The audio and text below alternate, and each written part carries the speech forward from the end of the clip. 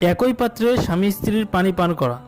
এ প্রসঙ্গে হযরত আয়েশা রাদিয়াল্লাহু তাআলা আনহা হতে বর্ণিত, তিনি বলেন, আমি ঋতুবতী অবস্থায় পানি পান করতাম এবং পরে রাসূলুল্লাহ সাল্লাল্লাহু আলাইহি ওয়াসাল্লামকে অবশিষ্ট পানিটুকু প্রদান করলে আমি যেখানে মুখ লাগিয়ে পানি পান করতাম তিনিও পাত্রের সেই স্থানে মুখ লাগিয়ে পানি পান করতেন।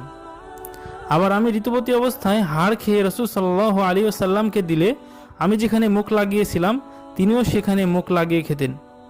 এটাই তো স্বামী স্ত্রীর ভালোবাসা। এই হাদিসে আমরা কি দেখছি আর আমরা আমাদের স্ত্রীর সাথে কীরূপ ব্যবহার করছি? আসেন আমরা এই হাদিসের ওপর আমল করি, দেখবেন আমাদের ওপর আল্লাহর রহমত নাজিল হবে এবং সংসারে বরকত হবে। আজ থেকে স্বামী স্ত্রী একে অপরের প্রতি কীভাবে ভালোবাসা বৃদ্ধি পাবে সে সম্পর্কে ভিডিও আপলোড করব। আল্লাহ আমাদের সকলের দাম্পত্য জীবন সুখী রাখুক, এই দোয়া করি, আমিন।